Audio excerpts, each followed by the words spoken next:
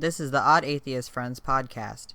What you are about to hear is just the opinions of Matthew and Erik, who are the hosts. This podcast will talk about life, love, politics, religion, and whatever else runs around their heads in the moment. Their opinions are just that, opinions, and only their opinions. It does not represent anyone else but them at that moment in time. Not their significant others, family, friends, employers, companies, or anyone else that they might know. You are probably going to hear cuss words. The hosts cuss and really don't care if any guests cuss too. If you are offended by something, this probably isn't the podcast for you. But if you like what you hear, please keep listening.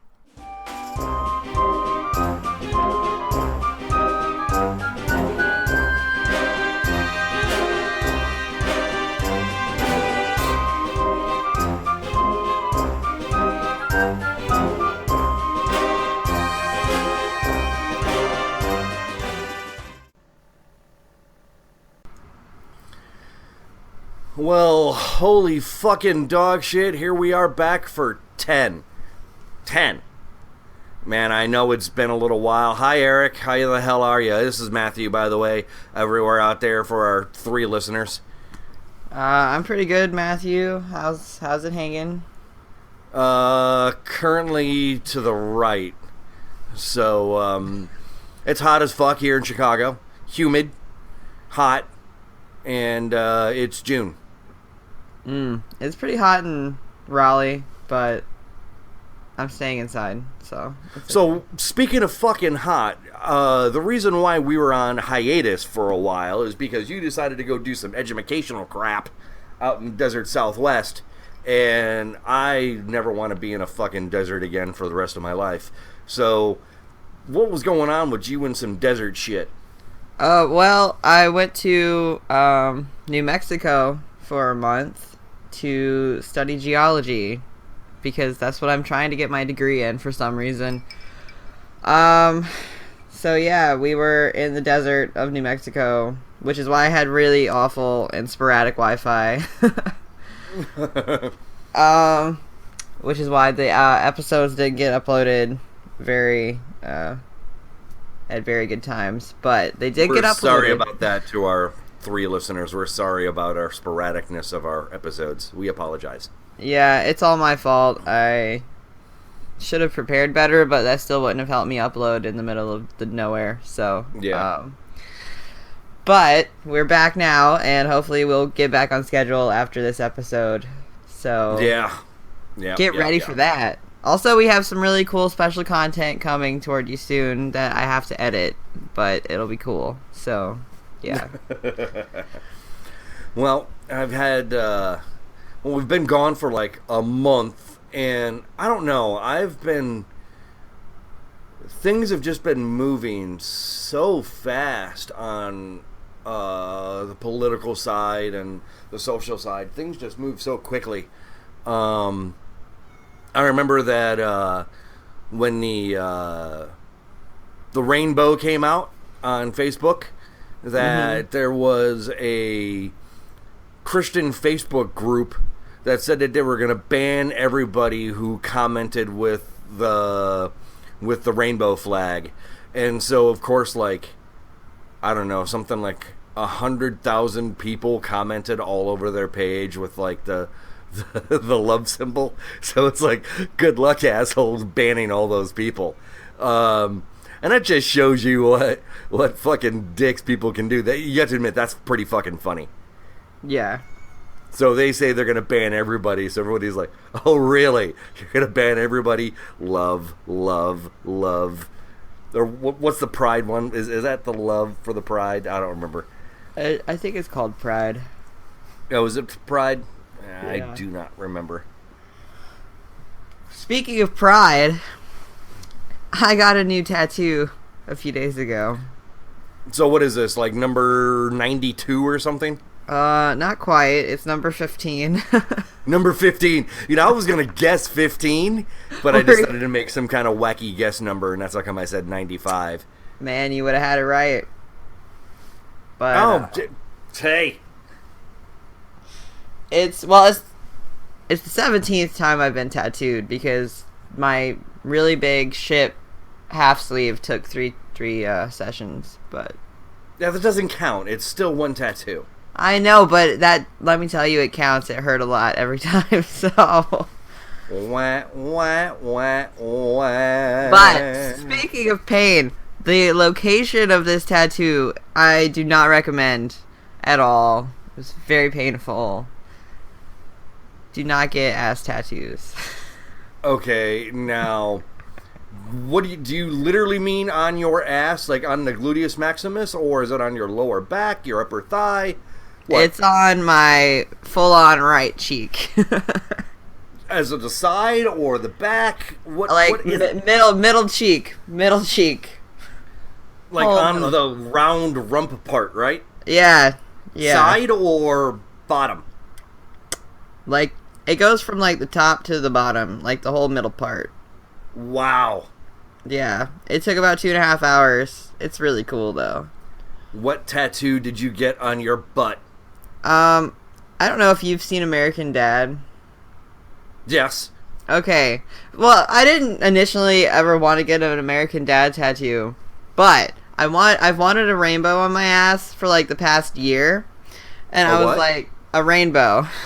Okay. And so I told my tattoo artist, I was like, just get creative, I guess. Oh, they love that. I know, I love it. And he came up with an American Dad rainbow tattoo. So basically you have Roger, the alien, in a spaceship, like an alien spaceship. And then there's beams coming down, and they have the silhouette of Steve in them, and the beams are rainbow. Also, I kind of look like Steve because I have glasses and a cleft chin, and we have similar hair. Anyway, really weird. It's pretty cool. I like it a lot. It's really pretty funny. I can't believe. How long did it take for you sitting to get the tattoo? Well, actually, sitting would be a wrong thing. How long were you laying on your stomach having the guy tattoo your butt for? That's very accurate. I was getting tattooed for about 2.5 hours, but I was in the shop for about 3.5. Nice. Yeah. How long is your outline lines? Because I know I got one tattoo and I've got some pretty long lines, like 3-4 inches. They're pretty big. I don't know, man. I can't, like, measure them because it's on my ass right now, and I can't even really see the tattoo most of the time, but I will definitely share a picture on our page. Just make sure you wipe off all the fromunda and all that kind of shit. We don't want to see none of that. Yeah, I got a good fresh picture. It's alright. Cool. Oh, man. To be honest, everything that's kind of happened over the last month and a half is just really blended in. There's so much shit that has just happened. Kofefe? Yes. Kofefe. We didn't talk about Kofefe. He sent that Kofefe like 2 o'clock in the morning EST, and it was like, Donald. Get off the Twitter before you have your Xanax Ambien painkiller cocktail. When that shit starts to kick in, put down the fucking cell phone. Yes. I was definitely late to the party on that one. I didn't hear about that until like a while after because I was in the desert, so. I understand, but when it kicked in, that was literally the first thing I thought. I'm like, what, did his painkiller cocktail kick in when he was still fucking around on his goddamn cell phone? And what the fuck is he still doing with a fucking cell phone? Do you know what I'm saying? I mean, is it still the same unsecured fucking Android that he had? That's a fucking question. That's terrifying. Oh. And then, I don't know if you remember this or if this was there, but he just fucking tells... What was it, Russians? Some fucking secret shit? Yes. And it's funny because if it would have been me giving the secret, I would have been fucking locked up in jail in a New York fucking minute. But since it's the fucking president, that's not leaking, that's sharing the information. I mean, I understand that leaders of nations, and sometimes even the intelligence agencies and all that kind of stuff, they share information back and forth. But with the fucking Russians, this goes back to my whole point, is that the Russians are not our fucking friend, and he's pissing off the people who are our friends.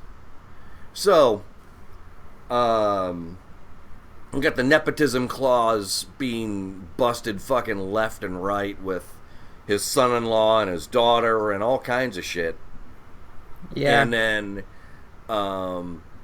what is it? They're talking about now that his son-in-law is like, they're asking why he even has a security clearance right now, because he technically shouldn't, because he's in like written word violation of the security clearance protocols. So it's like, if it would have been me, they would have yanked my security clearance a long goddamn time ago. I held a secret security clearance for 18 fucking years. Held a security clearance for 18 fucking years. And, I followed all the rules and all that kind of stuff. And, it's just like, even if I would have known something, I wouldn't have told anybody about it. I'm glad I never did. It was just the positions that I had. But still, I mean, this guy, man, he literally has broken the law of security clearance. Having a meeting with a Russian, he should have had a security clearance fucking yanked. Just like that. Yeah, I agree with that. And so it was like, we had a guy on my second ship, I told the story. The guy said that he was a bisexual and he had a security clearance gone by lunch and off the ship by dinner time. I mean, that fucking fast. This guy is in the fucking White House, literally one step from the president, and he's still got a security clearance after talking with literally the head of the KGB in the United States, in Washington. That's like their premier position, you know what I'm saying? I mean, yeah. And did you know he's retiring? That Russian Kuzliak, or whatever the fuck his name is? Shit, no, I didn't know that. Yeah, he's retiring now. They announced his retirement. He's leaving like this month or next month or something. So he's going to go back to fucking Russia and chill on his fucking dacha in the Caspian Sea or the Black Sea or whatever. That guy could fucking write his fucking paycheck for the rest of his fucking life. He's finished. He's done. All the fucking... Even if he did nothing else, everything that he's fucking done up to this time, he's a fucking hero in the fucking Soviet... I'm surprised if he doesn't get a fucking medal for it. Hero of the Soviet Union. I'm gonna lay fucking money on it. I'll bet you $1 he gets a fucking medal. Yeah, that's fucked up, man. So, we got that bullshit. And then, of course, Comey got fired. Was that before you left? Yeah, that wasn't that long ago. It was like 2 weeks ago, 3 weeks ago? Yeah, didn't he do like a testimony on like CNN or something? That they Well, it wasn't CNN. It was, they broadcast it. But I mean, they broadcast it on CNN. Like, that was like, we had like one channel. Well, anyways, he did, because there's, they had them all. They had them all there. I mean, he was being broadcast on at least on all the cable news networks. I know I was watching him on MSNBC and WGN, actually, in Chicago. But anyways, there's two kinds of testimony you can give. You can give public testimony, which was what we were watching, unclassified, or there's classified that you can give, where it's, of course, not going to be broadcast because it's all classified information, stuff that could be classified. Mm-hmm. And so that is in a special room where there's no recording device, no unauthorized recording devices and all that kind of stuff. There's a big laundry list of things that need to happen and that kind of stuff. But anyways, the people who are in there are authorized to get the information. Do you know what I'm saying? So you can talk about whatever. And there's levels of security clearance, but those people are their highest classifications and that kind of stuff. So anything that they say is acceptable for them to hear because they're the intelligence group. Do you know what I'm saying? The oversight committee. Yeah, and that makes sense. That's what I'm trying to think of. And so there was some things he's like, I can't talk about that here. Absolutely fine. No problem with that answer. And a lot of people don't realize is that those answers are timed. The chairman and the vice chairman get, it's like 10 or 15 minutes. Get 10 minutes. And all the other members only get 5, including asking their question. So Comey was having a conversation like you and I are having a conversation, and he was zippity giving up his answers. So the person would, the senator would give a question, and he'd answer immediately back, whether it was, I don't know, or the answer, or it's classified in a, we can't say in this session. Nothing wrong with that. And he was absolutely being truthful, at least as far as I could see. But then you got Jeff Sessions, who came on like a week later, and he did that yokel homeboy, well, golly gee, I don't know. Fucking Sessions, slowing down his answers because he knows that they've only got a certain amount of time. Everybody knew it for what it was. And he's like, oh, well, I don't like you asking questions this fast. It disturbs me. You're the motherfucking, goddamn it, what's the name of it? The Attorney General of the United States. You've been a lawyer inside the government for 30 fucking years in high positions, and you're being rattled by fast fire questions? Fuck you. Right. Anybody who knew half of a thing about what was going on with that could see that Jeff Sessions is being an asshole. And as far as I'm concerned, he was borderline obstructing. I really think he was borderline obstructing. And he was talking about some policy about not talking. No, you've got 3 fucking answers. You can give an answer, you can say it's classified, or he can invoke privilege for the president and not give the answer. Those are your only 3 fucking choices that I got off of opening arguments and a few other places that I've heard this go back and forth. That I don't know about the policy. You're the motherfucking Attorney General and you don't know? What the fuck is your problem? No. That shit does not fucking play. He was just all kinds of 10 kinds of wrong. So fuck that guy, Jeff Sessions. Yeah.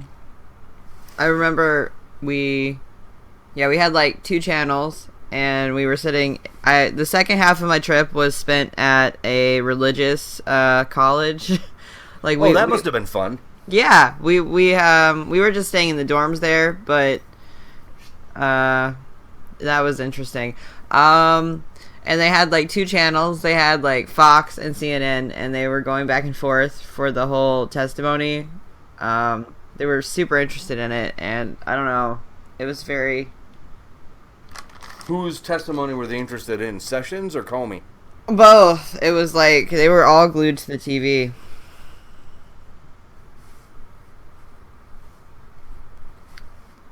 But I don't know what side they were on, to be honest. Did you hear any kind of exclamations or any of that kind of stuff? Did you just not stick around in the dorm rooms to find out? I don't remember them saying anything. I just remember them watching it. The thing is, I think that even the religious right is kind of against some of the things that's happening. And they don't know how to handle it. Do you think they might be starting to turn? A little bit. Maybe. And I saw something today, the fuck is his name? Mitch McConnell? The guy who fucking looks like the turtle from those cartoons, like the Bugs Bunny cartoons back in the day. Yeah. Yup. what was it? John Stewart is the one who I think coined that or whatever, and it's so fucking true. He does look like him. I can't get that out of my mind. He really does look like that fucking turtle. He's basically, there was an article that I saw on a Raw story, which I don't know how true they are, but you know, they've been pretty decent lately. According to the Raw story, that they were saying that Mitch McConnell might have to do something he might regret, like working with Democrats to actually get something done. Yeah. You know, like compromise. Yeah. Which is like what doing your job. Fucking government is supposed to be doing. Yeah.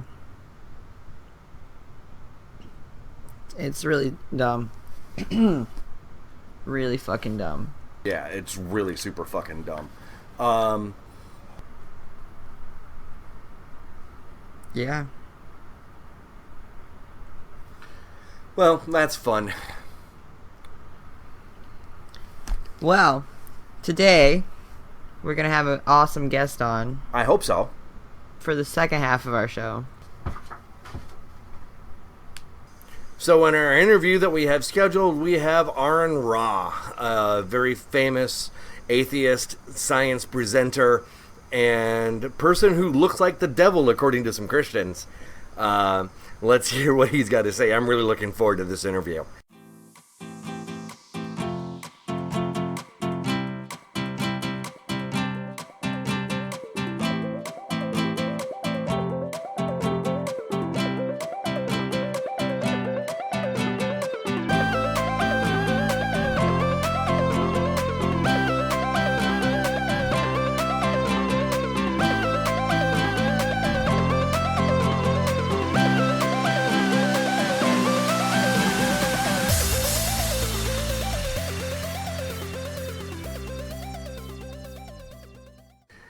And welcome to OAF Podcast. We are talking now with someone who is really just an awesome science communicator and person, and somebody who probably looks pretty close to what the devil would look like in a lot of Christian. Let's give it up for Aron Ra. Hi, Aron. How are you, buddy? Doing well. Thank you very much.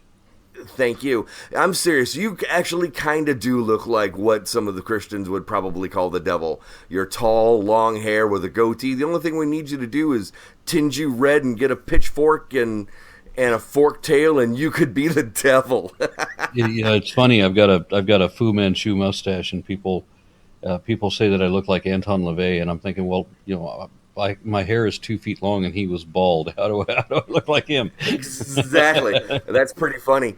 So yeah, Aron, you're a science communicator, somebody who, like myself, didn't actually grow up with a lot of science and came back to being a college student late in life. And your books, your video series, Foundational Flaws of Creationism. Foundational Falsehoods of Creationism. Thank you. I butchered that all kinds of up. I'm sorry. Your video series, honestly, is one of the reasons why I transformed out of Christianity into somebody who didn't give a shit, and then eventually, very quickly, into an atheist, and then very quickly again into anti-theist. Outstanding. Yeah, it took me about 6 months to go from atheist to anti-theist.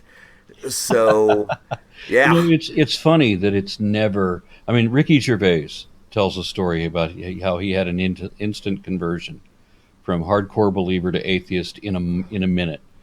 But for most of us, and that happened to him when he was a child, always you hear the story that it takes years for people to walk away from that. It's never a quick procedure. You would think that you can just walk up to somebody and explain, there's no God, right? And then they would just say, oh, there isn't. Oh, my bad. But it doesn't work that way. Yeah. And it doesn't seem to matter how much arguing you do either, because it's like concrete. It has to set. Yeah. Well, I'd been hearing the arguments over the course of a few years, but my own I got into a shore duty job. I'm retired Navy, if you didn't know, Aron. And so my last shore duty when I got there in 2006, I was a household goods lead guy. I was the senior enlisted guy in the household goods in Yokosuka, Japan. And so a lot of times I'd be sitting back behind my desk just surfing the internet and my own curiosity about a lot of stuff. And I had finally access to a computer and, that I could sit for hours behind a day. And it led quickly to, oh, well, what's this and what's this? And next thing you know, I saw, Behind the Great Flood, and then I saw your video series, and I saw the first couple, like, in a couple of minutes, because it was like 15 minutes that YouTube had at first, right? Was the upload time? There was a 10-minute limit for the longest 10 minutes. Yeah, and short videos, like you said in your book. By the way, I have the audio book, but I've listened to it like 5 times. I'm not even kidding. I've listened to it straight all the way through like 5 times, and then a few times I've heard a few more pieces more than that. Some of the hard science stuff was pretty interesting. I just wanted to make sure that I got the general gist of it. Yeah, the thing about that book is I never would have written. It never even occurred to me to write a book.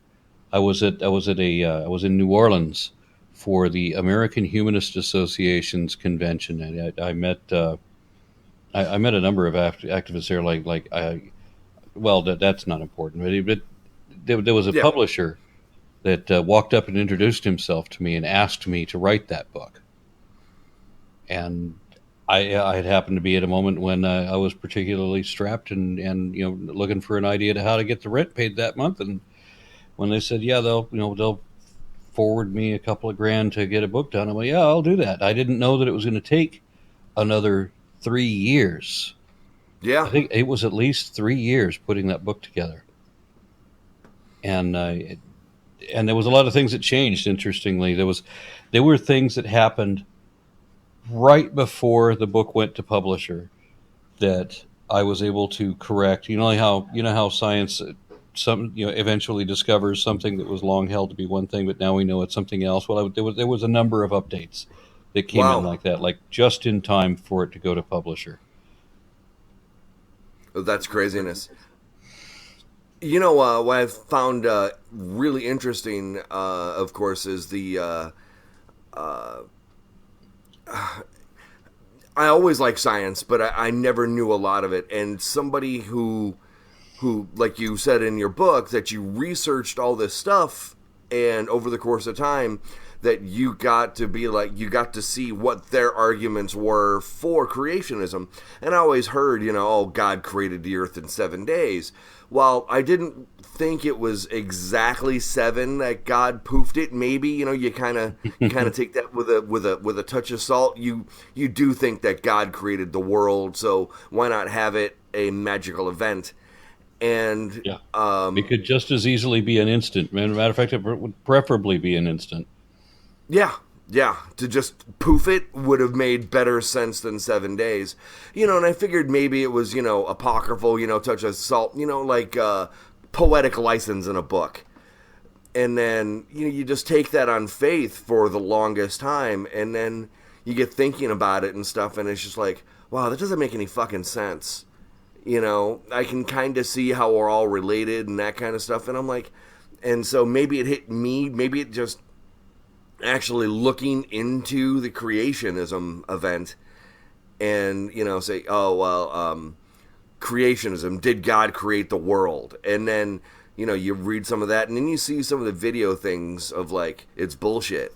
And then your fundamental falsehoods of creationism, and you're saying it was all bullshit. And your video was just so great on how it was so fast. I watched it a few times, and then Dawkins' book was out, and so you see that book, and so you read that, and then you read Christopher Hitchens, and the next 6 months later you're an atheist. And so, and I was an atheist for many years without realizing that I was an atheist. I was one of those people who annoyingly identified as an agnostic, and I did that because the religious groups have played atheism. They've redefined it for so many people so that everybody thinks that atheists believe in nothing, or that an atheist is someone who knows there is no God. An atheist is someone who dismisses even the possibility of a God. The religious believers want people to think that atheism is a completely unreasonable position, like their own position is, right? So they're going to be unreasonable about in their belief in God for no reason, and they want to paint us as though we are equally unreasonable in our assertion or our insistence and our denial, of the God that they think that, or they say that we know exists, but we're going to deny him anyway. It's so ridiculous. I mean, the only thing that really pisses God off is when you say you don't believe in him. Yeah. So if you want to, if you better literally be damned sure. Yes. Yeah. But but for me, I mean, I thought that for the longest time, that atheists believe in nothing. Well, that doesn't make any sense. What is that, like Zen nihilism? I mean, these are the ways that is misrepresented. And then finally, eventually, I found out that what atheism really means, and it's a funny thing because I found this out on the same day or at the same moment, really, that I lost the last of my supernatural beliefs. I mean, I believed in a whole bunch of crap when I was a kid. I was raised in the 70s in a kind of a hippie spiritualist. I lived in Los Angeles at that time, so I mean, everybody was New Age hippie kind of spiritual woo woo. Yeah. And it was all about Bigfoot and aliens and crystal power and the power of pyramids and all that kind of shit. So I mean, I bought an awful lot of stuff, bought into an awful lot of stuff. I was taught not to be critical. I was taught to believe everything you read in the news, even if it's the weekly world news. You're still supposed to believe in it. So I started eventually looking into, because it mattered more that I understand things than I believe them. I mean, it doesn't matter if you believe something. Do you understand it? I mean, if you're going to believe something, you had better understand it. So it made sense for me to investigate everything and make sure which is the more correct version of this. Even if you assume at the onset that this thing that you want to believe is true, let's say you want to believe in Bigfoot, for example, just to make an easy example. You want to believe in Bigfoot, but you want to understand the truth about Bigfoot. So you're going to have to go investigate that. And if you really are interested in understanding the truth of it, you're eventually going to work your way around to the truth of it being that there ain't no Bigfoot. Yeah. So I started looking into, like I said, the pyramid power, and I saw the thing about the Russians doing the experiments with telekinesis and all of these other things that always happen on the other side of the Iron Curtain, or under some other circumstance where people can't just check into the story. It's always a foreign land that people can't go visit easily. There's always some excuse why you can't look into it right away. This was the pre-internet world, but at one thing after another, I knocked down all of the beliefs that I had, Atlantis, all of that, and I was down to one last thing. And that one last thing was the thing that it turned out that I had based my entire belief system on. The only scientific evidence I ever had for anything supernatural. And it turned out to be a hoax. And wow. I was a 12-year-old boy when I was watching Leonard Nimoy hosting In Search Of. And I remember that show. In 1974, everything Leonard Nimoy said sounded logical. So he's hosting the show where they take this thing, they have these photoelectric plates, and you put a leaf between these plates, and they'll take a picture of it. And it doesn't look like a photograph the way you would normally see a photograph. Instead, it shows up these tiny little phosphorescent blue sparks that light up this image, not just an outline, but all of the textures inside the leaf too. So you get a full detailed view of this leaf in tiny little phosphorescent blue sparks. Quite lovely, actually. Uh-huh. Then they cut the leaf in half and took the photograph again. And at first, you see only half the leaf that you would be expecting to see. But on an overexposure, it showed the whole leaf. Interesting. So that, as a 12-year-old boy watching what I didn't know that it was a pseudoscience documentary that was completely bogus and written only for entertainment purposes on the expectation that everybody's smart enough to know better. Yeah. I wasn't. I was 12. Yeah, exactly. And I'm watching what I think is science documentary on television. So I thought that was real. So, I mean, I thought there was scientific evidence of a life force. Now it's in a plant, which now imagine how this affects me when I'm being told that animals and plants don't have souls, just people, right? Yes. Well, no. If anything has living energy, every living thing would have this living energy in it. So I mean, I've already been forced into a new age position by the scientific evidence. So I didn't believe on faith. I believed because I had been duped, and foolishly. I mean, you can't, like I say, you can't look into these things in the pre-internet age. But then when I found myself in that, I found myself in a tech job where all I've got is time on my hands to go look things up online. And at some point, I remember questioning, hey, what have they done with Kirlian photography in the last 20, 30 years? So I go to look it up, and right away, I found where Leonard Nimoy himself commented that the show made up all these stories just for the fun of telling wacky stories. And I was crushed. I was so embarrassed that I had invested half my life in something, because I was taught as a child by an authority. Yeah. In a convincing way for a type of technology that, if any of the religious beliefs that I had been told were real, then this technology would certainly be real. And Leonard Nimoy was Spock. That's exactly right. So I bought it. And so now here I am, feeling embarrassed that I've fallen for this very convincing lie. At the same time, look at the religious belief and realize that they're laughing at me for believing something that had a very convincing lie and a presentation of evidence. And what the fuck do they have for the absolute absurdity that they're believing? So that was the only thing that cushioned the blow of being so embarrassed at having been duped, is that realizing that the other people that are laughing at me have actually duped themselves. You were 12. Yeah, but I was in my 30s when I finally realized what had really happened with that TV show. And as I said, this was to my credit, this was the last paranormal or supernatural thing that I still believed in. And the only reason I did was because I thought this technology was real. Yeah. And Mr. Spock showed it to you. Exactly. So your 12-year-old mind is thinking, oh, this has got to be true. And then when you look it up later, because, you're a curious soul, to think that's bullshit. And you're like, God damn it. Yep. And I did exactly the same thing with Santa Claus. I maintained a belief in Santa Claus at 8 years old, knowing full well that Santa Claus is impossible.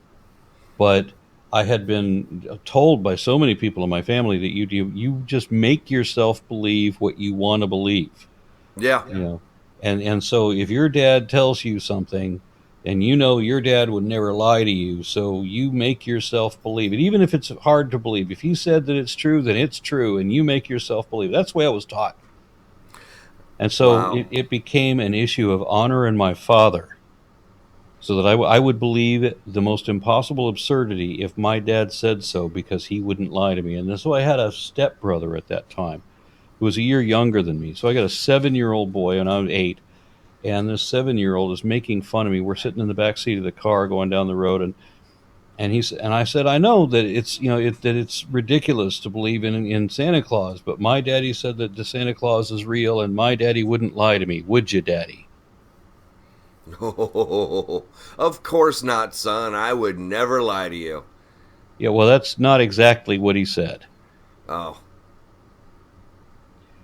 What he said was, there's no Santa Claus, son. Wow. I'm sorry, Aron.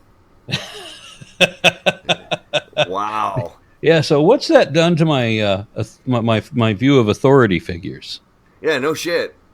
Yeah, wow, so, that's fucking horrifying. I'm sorry, Aron. That's wow. I don't but even know just think about this. Again, to my credit, I was stunned. I didn't speak for a minute, I didn't say a word. I had to absorb the shock. But then after that minute, I said, "What about Jesus?" Oh, And then my stepmom at that time said, "Oh, he's real." fuck. And there's just something about the way she said it. You know, that Jesus and Santa are the same fucking thing. Yeah. What was it? You know who Riss McCool is? No, I don't. Okay. Riss McCool is a trans person who had this thing, who said on this show a few episodes ago, what if you reversed them? What if you took he knows when you're sleeping, he knows when you're awake as a real tale. So yeah, so Santa Claus turns out to be something really fucking creepy. So Yeah, I did a Christmas video like that. I actually made a cartoon where I did all of the drawings and made a cheap little stop motion kind of cartoon on my video, and it's called Kringle. okay. And it casts Santa Claus as a home intruder who's coming in to do terrible things to the children. Jeez. I mean, think about it now. The only reason why we let Santa Claus into our house is because he's leaving presents. I don't know. Somebody breaking into my house at midnight might not get such a warm welcome.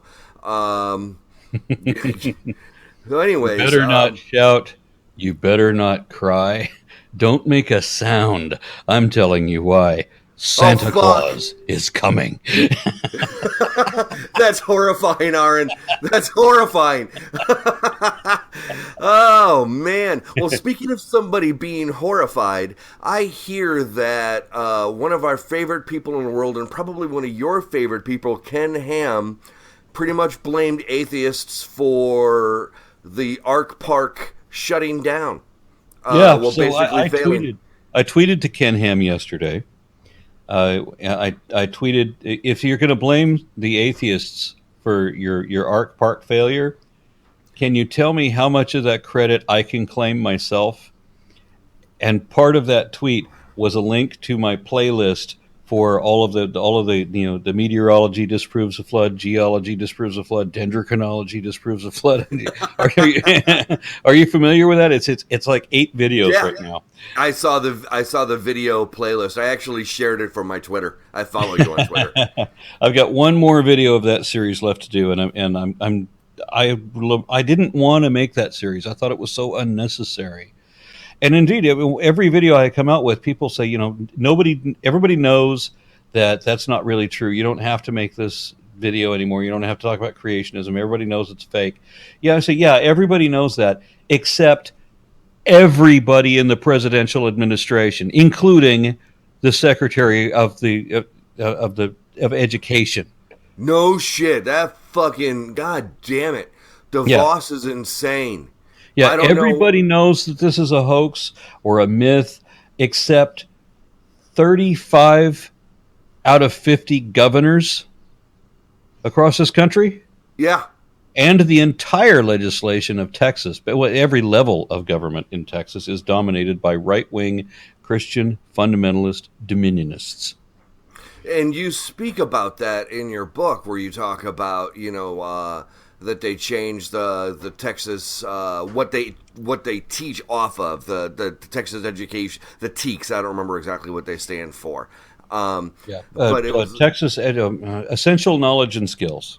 Yeah, where basically they say that creationism is a real thing, and I know a lot of people just kind of go, because science is fucking hard. It really is. There's so much to know out there. Yeah, and everybody knows that this is a myth, except the state of Kentucky. Yeah, where they just made it where they're not going to teach evolution anymore. They are now teaching the Bible as history. Oh fuck! And this is the reason why you do what you do. Yeah, and there's nothing that we can do about that anymore as an infringement of the church-state separation, because look who the president is. Yes. Look at everybody in the administration. It's no longer possible. So what we're going to end up having to do is what Ireland do. We're going to end up with a totally fused church and state, where once that happens, then everybody else in the country polarizes to, so let me put it this way. People here in the South understand why I do what I do. When I go to Seattle, or if I go to New York or Chicago, people don't get it. They're like, well, why are you creationists? We don't have creationists anymore. That's not an issue anymore. Yes, it is. That's what they were thinking before they elected this administration. Yeah, but now they know, in New York and in Chicago and in Seattle, why I do what I do. And what I think you do, being a science communicator that you do, you don't really pull the punches. You get to the nitty gritty, but it comes across in a very usable way.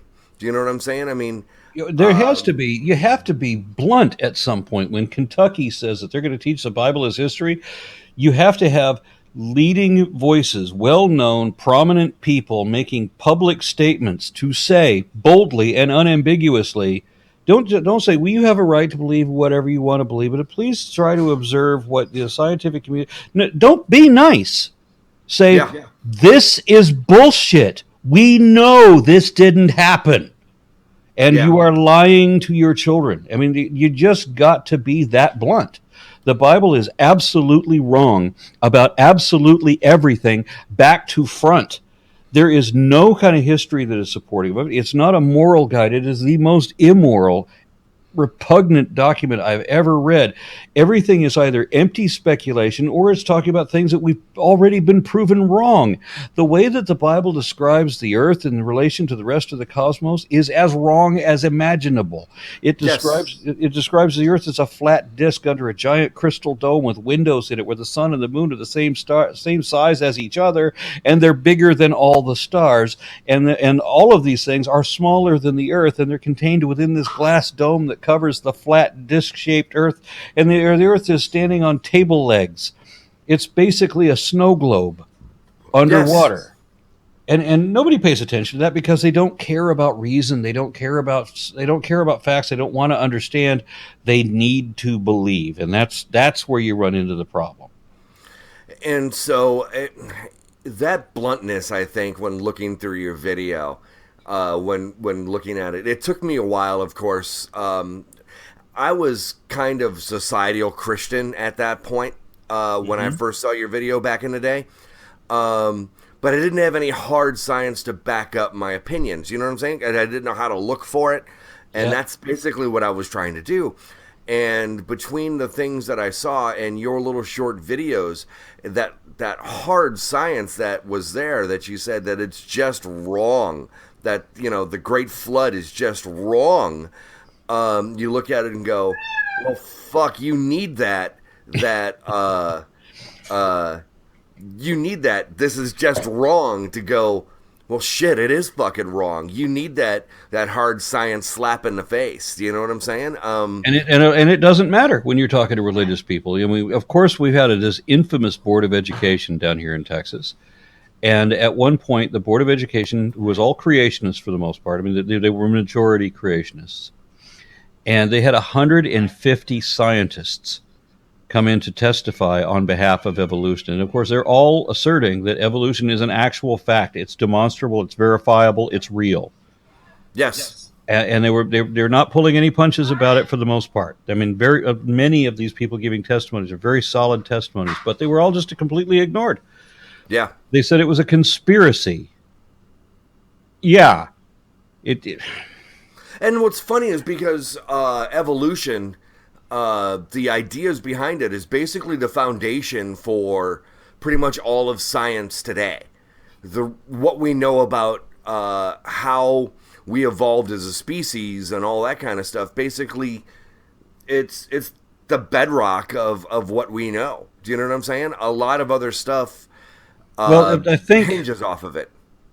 one of the things is philosophically, for example, it's how you think, right? I mean, if you're as I mentioned before, you either have a need to believe, in which case you don't care what the facts are, Yeah. And which means you really don't care what the truth is, to be honest, or you have a desire to understand. And if you want to understand the way things really are, you will study, you will explore, and you will be open to be wrong, because the issue is not whether you verify that you can make, or that you find some way to bolster your belief. You want to understand the way it really is. And so if it's not the way you believe it to be, then you need to find out where that difference is and then pursue what it really is.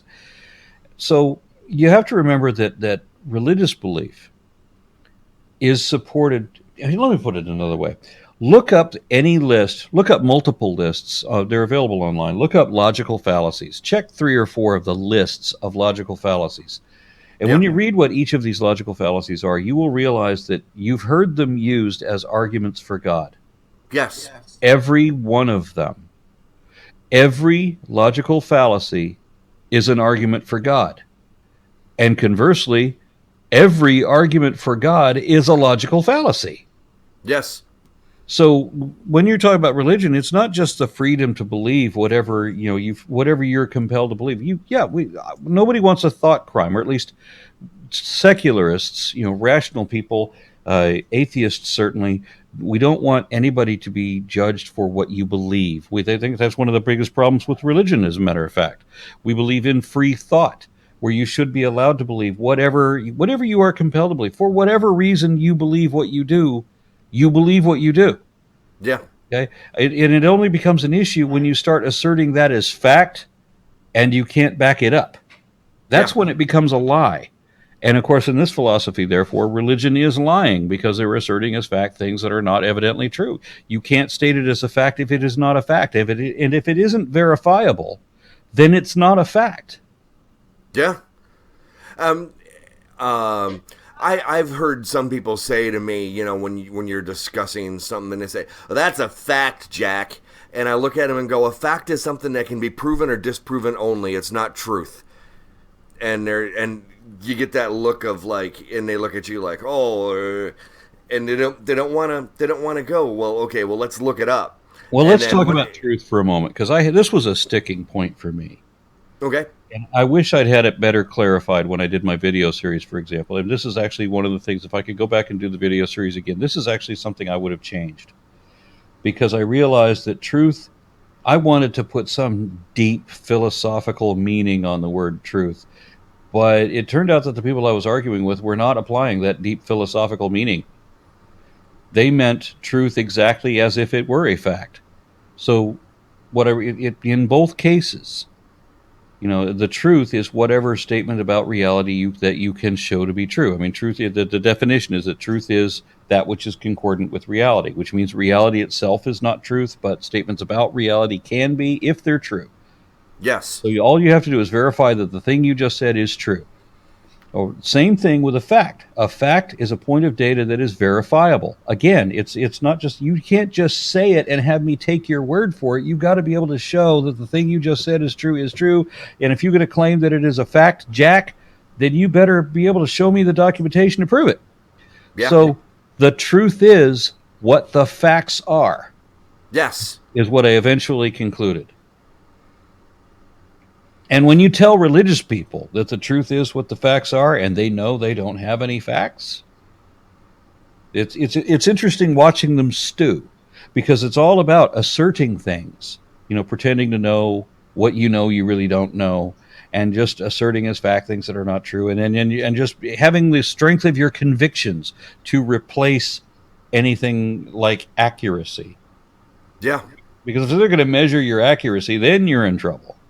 I actually had a Christian say to me, do we actually have to know that? So this Christian actually said that it's better to not know. Wow. This is where I said there's a different philosophy. Now I don't want to divide people up into dichotomies. Yes. But when we're talking about this one subject, in the application of this one subject, it does seem to fall down to whether, the need to believe versus the desire to understand. And an interesting overlay there is that, except for religion, religious people will view every other circumstance that they go through in their lives, they will view as completely rational people with all the skepticism and scrutiny that you would expect. It's just religion gets special treatment. It's just Absolutely. religion that's treated as a logical fallacy. And then oftentimes, way too often, atheists will be so they don't believe. Okay, they might not even have good reasons for why they don't believe. You don't need a good reason to not believe, but I've encountered atheists who don't believe and don't have a reason why they don't believe. They just don't believe. But then they also hold, outside of that one, outside of the topic of religion, they may be completely irrational about many other things. Yes. And particularly about politics. And I'm stunned to find out how much hate there is over the issue of politics. I don't get that. I look at it. I look at it this being we're a community. We're supposed to be able to work together. Yes. And while I can list all kinds of grievances that are well documented that have come down from the right, from Republicans, from conservatives, we've got this giant list of offenses. I don't talk about hating those people. And this is another huge difference that I see. When we're going to talk about religion, when I talk about religion, I'll talk about my political differences with the ideology of the right and conservatives and Republicans and the things that they have done and the policies they're trying to enact and what is exactly wrong with them. But the response that I get is not a reasoned criticism of the policies that I'm presenting as an alternative. What I get is hatred of the left. And it's just entirely insulting the left. There's nothing about the policies. There's just hating the left. And I mean vitriolic hate. And this is not something I'm going to contribute to. Yeah. Well, it's just so funny because the right has been completely co-opted and subversed by the Christians, the Bible-believing Christians, that kind of stuff. You hear, I used to hear all the time, and you do hear it all the time, that Christians got to go out and take the country back and blah, blah, blah. They pretty much are the country. They are the majority people. I don't get how they can be persecuted and be the majority at the same time. The false Christian persecution complex. Well, they are the persecutors. That's for certain. That's for damn sure. The interesting thing is that they're not really the majority anymore. No, they're not. Now, this is why I like to participate in the Atheist Out campaign. I want people to understand what atheism really is. And this is something I didn't mention, although we got very close to it and then I got sidetracked. The day that I found out about Curly and photography and that Leonard Nimoy had lied to me, it was that same day that I found out that atheism was not nihilism. Atheism was not knowing that there is no God. It wasn't the unreasonable position that I was always told that it was. That what it is that a belief is a conviction, and a lack of belief is a lack of conviction. So if you're not convinced that an actual deity really exists, you're atheist. You're not agnostic. Yeah. You don't believe. Now, you want to say, well, I don't know if there's a God. Great. Well, if you don't know there's a God, this doesn't sound like you believe there's one either. But if you ask somebody whether they believe, that's not the same thing as asking whether they know. Now, an honest person is going to say that they don't know anything that they can't know, right? But when we also have some logical advantage here. You've read Hitchens. You understand Hitchens' razor. That, positive claims require positive evidence, and that which is asserted without evidence can be dismissed without evidence. Right? What was it? I forgot the axiom. And so I'm going to briefly kind of explain it. You start a certain distance behind something. Let's just say 100 yards behind a ball, okay? Uh-huh. So the logic is that at some point you will never actually reach that ball. you know. But at some point, you're close enough where you can just reach down and pick it up. Do you know what I'm saying? And so for me, if you always cut it in half, if you always cut the distance in half. That's where it's always half the distance. It's always half the distance. So, but there comes to a point when you're so close, you can just reach down and pick it up. Now, while we can't prove beyond the shadow of a doubt, because you can't prove a negative, there comes to a point when you can reach down, pick up the ball, and go, there is no fucking God. Well, it's not always true. It's not always true that you can't prove a negative. Sometimes you can. Well, for example, it is possible to prove that the Bible God does not exist. Yes. It's not possible to take the idea of a perfectly magical ninja who has magical powers to make sure that no one can ever detect him. By definition, no one could ever detect such a being, right? So how would you know if such a being? But you don't have a reason to believe that there is one. Positive claims require positive evidence. You need that reason to believe. Yeah. And then, as I said, you can dismiss it if there's no evidence behind it. You have to be able to justify, to verify, to substantiate. And so I got into a debate with a pastor who I asked him. You know, he said he accused me of having to know that God doesn't exist in order to be an atheist. And I said, well, you tell me, do leprechauns exist? And he said something I was surprised at. Instead of playing the same stupid game he expects me to play, where, we can't prove that there's no leprechauns, you can't prove a negative. No, he just come right and say, there's no such thing as leprechauns. And I said, well, how do you know that? He says he can know that there is no leprechauns based solely on the fact that there is no evidence of leprechauns. Thank you for proving my point. Exactly. So if it's good, if it's okay for him, then let's not apply double standards here. That I can know for equal validity for the same reasons, to the same degree, that there is no God. But I have an additional thing, and so does the person who doesn't believe in leprechauns. As a matter of fact, it's not just that you don't have evidence of leprechauns. It's that leprechauns are impossible. Magic is impossible. It's impossible to have a human being that is 6 inches tall. It's not possible for any of our bodies to function. There's no possibility for the Aesir, these type of beings that the elves and all of these sorts of things, these tiny little fairy folk. None of that is possible. In order to establish whether something is possible, you can't just say that anything is possible, because there's a lot of things that are not possible. The cow cannot jump over the moon. It's not possible, right? In order to say that something is possible, a scientist would have to establish whether there is a precedent or a parallel or a verified phenomenon to indicate that such a possibility exists.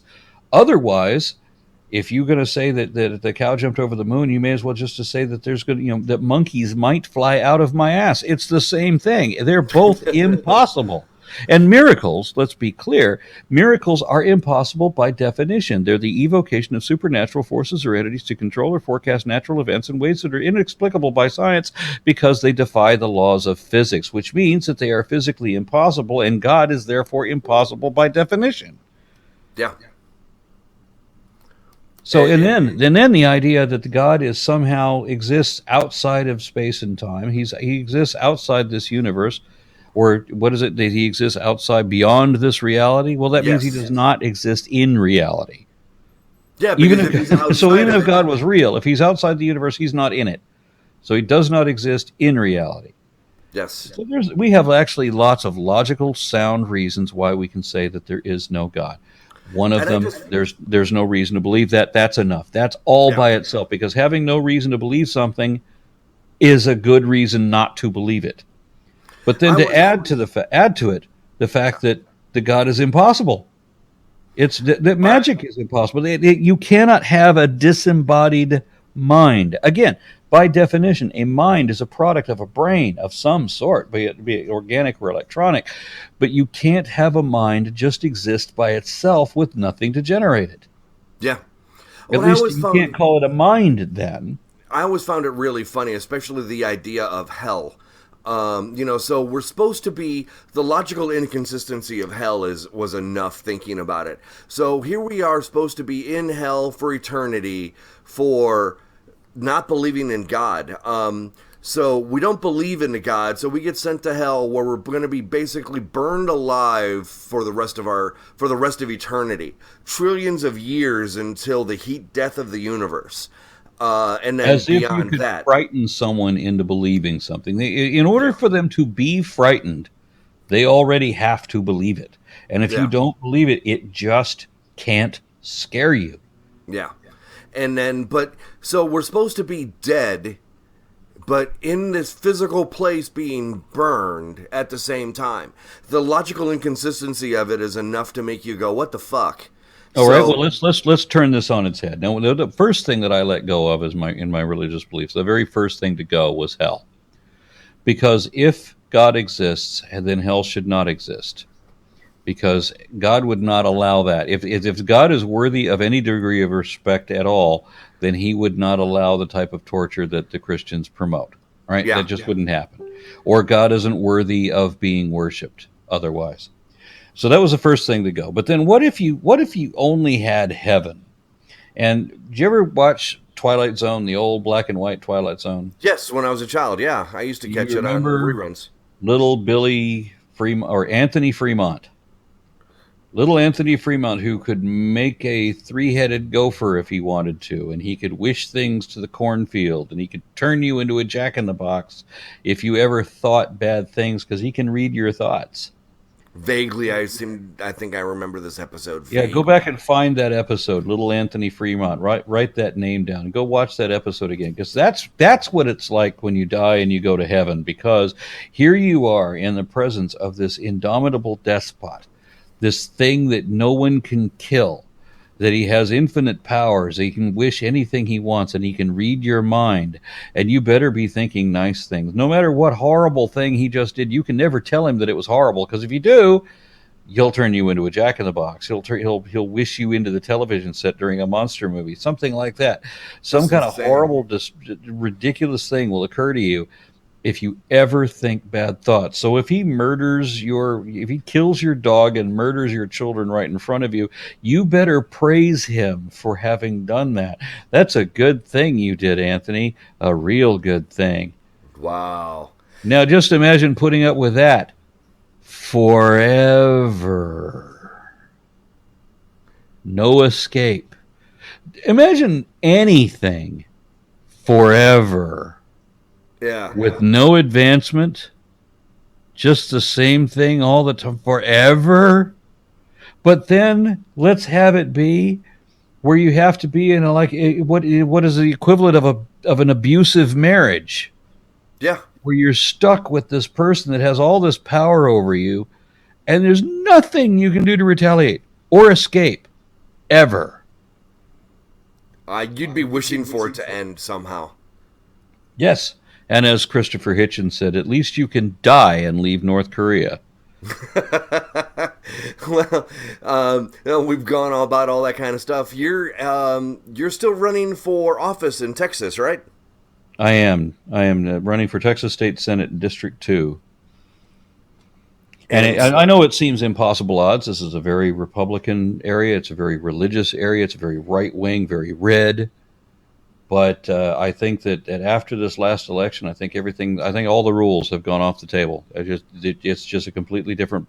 It's all different now, and I think that by the time we get to that election, I think that people are going to be looking a different direction. I mean, they're certainly not. You can't get any redder or any further to the right than my district already is. What was it? I heard in a former interview that you did that you said something to the effect that the person who's the incumbent right now accused somebody who was running against him the last time basically of witchcraft, of not being Christian enough.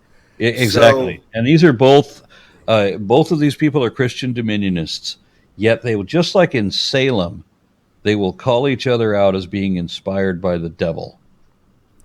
So you are going to pull this to sanity at least a little bit when you go, you're playing magical mind games on each other. Can we go back to reality just for a minute?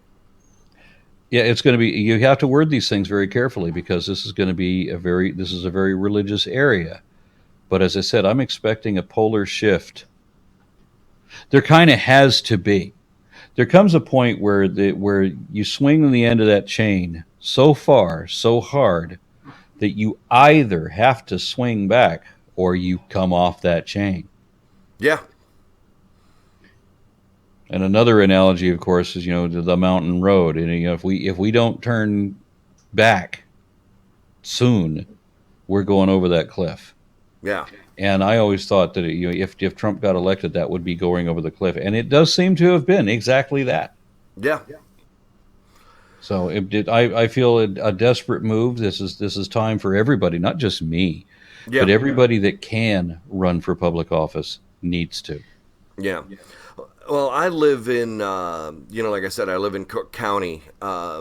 So both of my representatives are both, they're both liberal Democrats. So we seem to be okay so far here. But yeah, most of the parts of the United States, it's not that bad.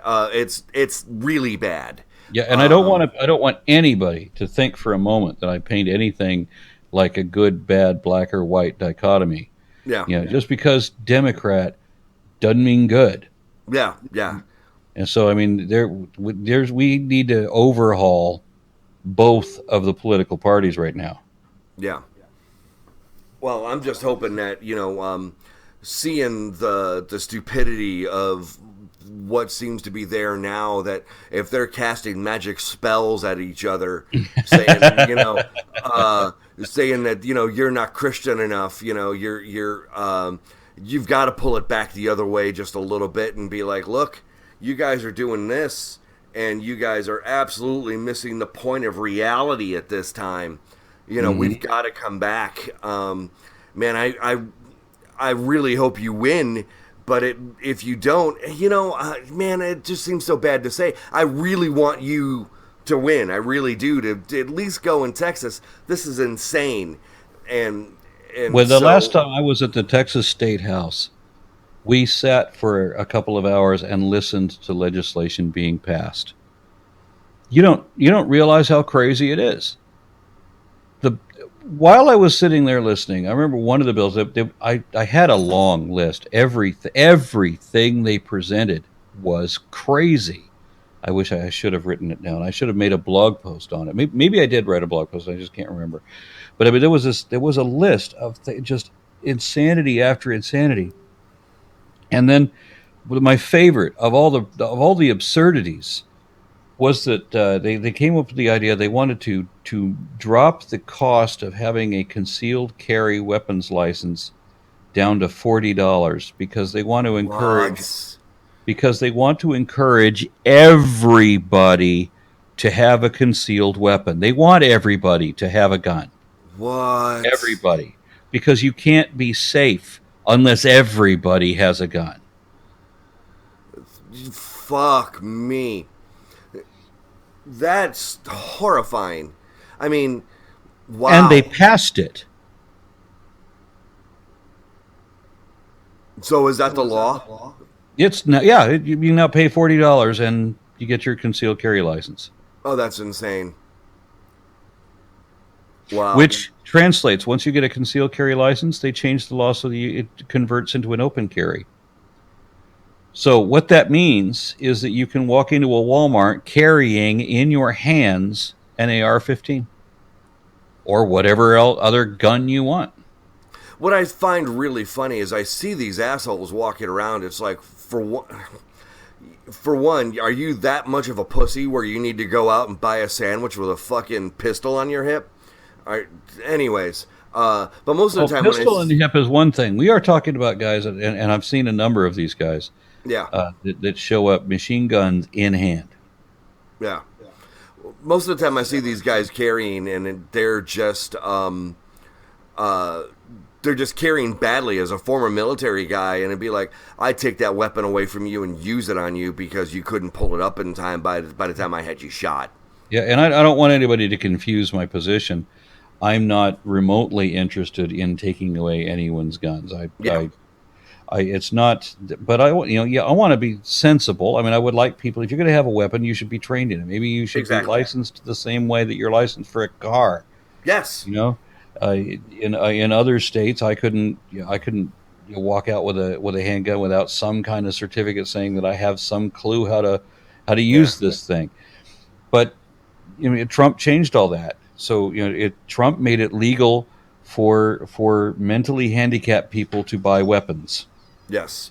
And it's just making us more unsafe. Oh, well. Yep. Aron, where can people get a hold of you? Where can people get more of your brain droppings all the time? Because you are just one hell of an interesting person. And like I said, you're one of my heroes. So, Well, thank you very much. I don't know how to take compliments very well, but yeah, I blog at Pathos under Reason Advocates. Of course, my channel, the best way to find me, ARONRA on YouTube, and also I do this full time. I'm an activist full time. I have been for the last 3 years now. This is the way I make my living is by going and doing testimonies and making educational videos and going and doing protests and all of this. And I need all the support I can get. So please support me at patreon.com/ARONRA. alrighty. Aron, again, thank you very much for having a little conversation, and you're welcome back at any time on Odd Atheist Friends.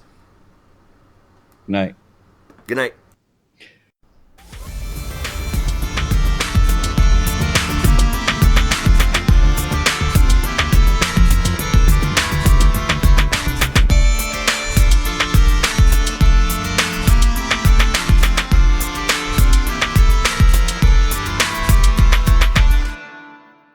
Thank you for listening to the Odd Atheist Friends podcasts. If you have any questions, comments, or concerns, please contact via email at oddatheistfriends@gmail.com or message us on Facebook at facebook.com/OAF podcast. We now have Twitter. Please follow us there at OAF podcast. Don't forget to support us on Patreon at www.patreon.com/OAF. This is Matthew and Erik of the Odd Atheist Friends Podcast. Have a great and godless day.